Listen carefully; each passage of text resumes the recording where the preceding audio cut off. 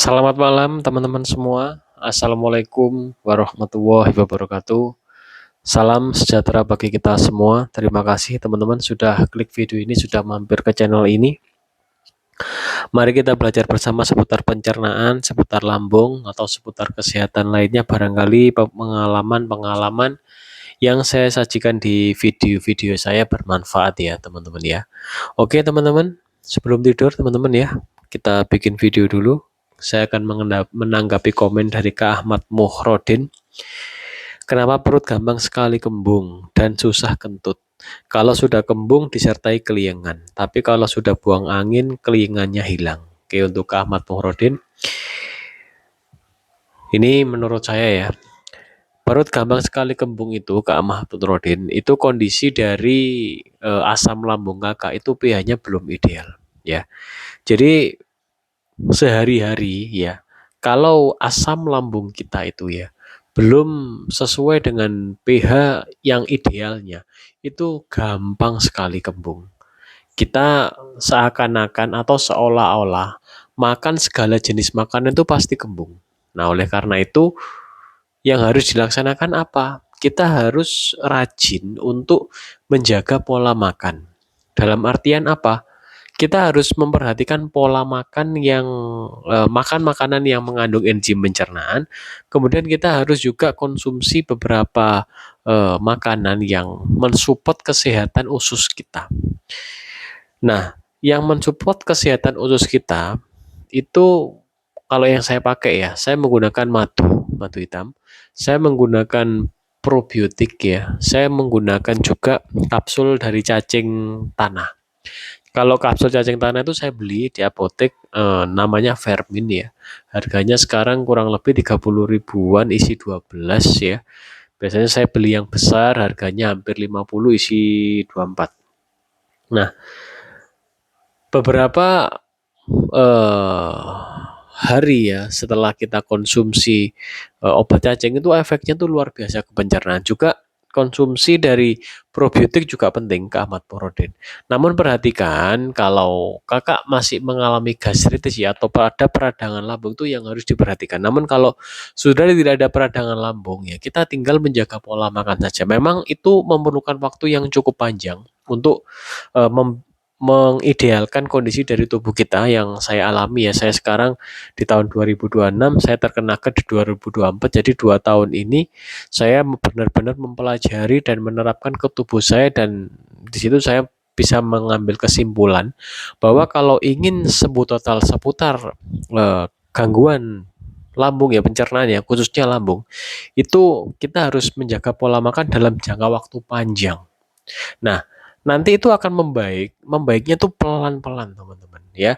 Di sini saya membahas pulih GERD tanpa menggunakan obat lambung karena di sini eh, banyak yang mungkin ya bertanya-tanya, apakah masih konsumsi obat lambung? Apakah saat sembuh konsumsi obat lambung? Saya tekankan tidak, ya tidak. Jadi tanpa menggunakan obat lambung. Kemudian kakak juga susah kentut. Susah kentut itu jelas ya. Jelasnya itu apa? Di situ itu mikroba di usus halus itu ya keseimbangnya kurang seimbang gitu ya. Karena kalau mikroba usus kita ini seimbang, kita tuh mudah kentut. Kelebihan kelebihan atau sisa pencernaan ya, itu kan gasnya itu dibuang lewat sendawa dan lewat kentut. Cuma dua lubang kita itu atas dan bawah.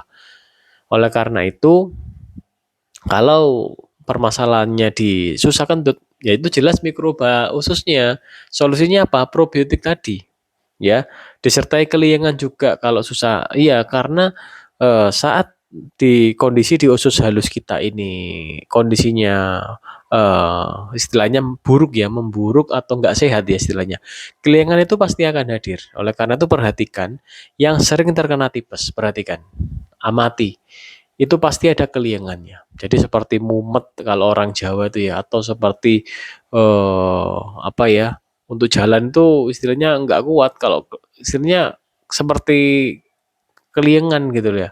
Nah itu memang ciri khas dari kesehatan usus halus kita karena dia hubungannya ke otak.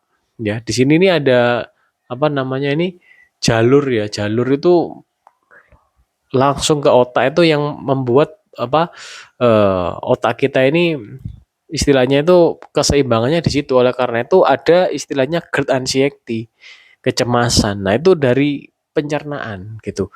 Pencernaannya diperbaiki, didukung dengan pola pikir juga ya kalau anxiety itu. Jadi ada beberapa aspek yang harus diperhatikan karena di situ itu kita harus menggunakan teknik holistik. Ya, holistik itu apa aja? Di situ ada pola pikir yang kita jaga ya, kemudian ada pola aktivitas dalam artian sehari-hari, olahraga dan lain-lain, kemudian pola tidur juga, istirahat ini juga diperhatikan dan pola makan. Jadi dengan menggunakan teknik holistik teman-teman ya, kita ini bisa membaik dengan itu tadi teknik-teknik yang kita laksanakan ya. Jadi itu Kak Ahmad Murudin kalau udah kentut ya, jadi gasnya udah terbuang, istilahnya di usus halus itu sudah mulai lancar lagi gitu ya, akhirnya kelingannya hilang. Itu kalau menurut saya seperti itu. Jadi ke Ahmad Nurudin perhatikan saja untuk pola makannya ya. Jadi beberapa makanan itu memang harus kita seleksi sendiri ya. Silakan dicoba sendiri mana yang oke, mana yang enggak. Sebenarnya kalau mau di garis bawah itu makanannya memang kita terbatas ya untuk menjaga pencernaan kita menjadi sehat. Contohnya ya telur, ayam gitu ya, ikan air tawar, kemudian madu, nasi ya, sayur-sayuran pun juga tidak boleh banyak. Dan ini momen masih lebaran, biasanya banyak kue kering, banyak kue kue biskuit-biskuit itu memang tidak boleh semua. Apakah memang seperti itu? Iya.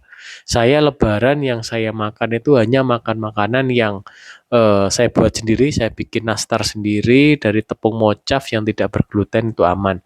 Kemudian beberapa makanan yang gurih-gurih, saya kemarin tetap makan rengginang, namun itu tadi karena saya memang ada ini ya sensitif di usus halus gitu teman-teman. Jadi kalau saya makan makanan yang menyebabkan inflamasi tinggi di tubuh saya itu pasti flu seperti sinusitis. Jadi ini memang masih terjadi di tubuh saya. Jadi sekarang saya harus tetap menjaga pola makan gitu ya.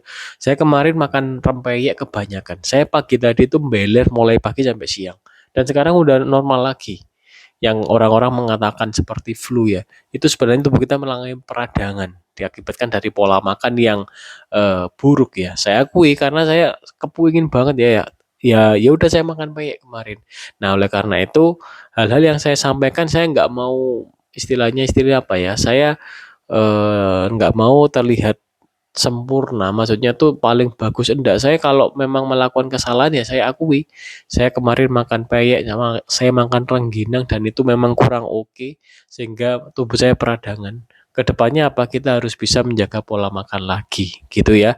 Itu pesan dari saya ke Ahmad Murrodin. Mari kita belajar bersama-sama untuk menjaga pola makan.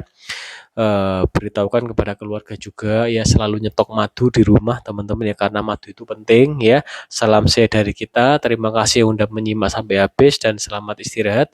Selamat berkumpul bersama keluarga. Mohon maaf apabila ada salah kata. Jumpa lagi di video-video berikutnya. Wassalamualaikum warahmatullahi wabarakatuh. Salam sejahtera bagi kita semua. Rahayu, rahayu, rahayu.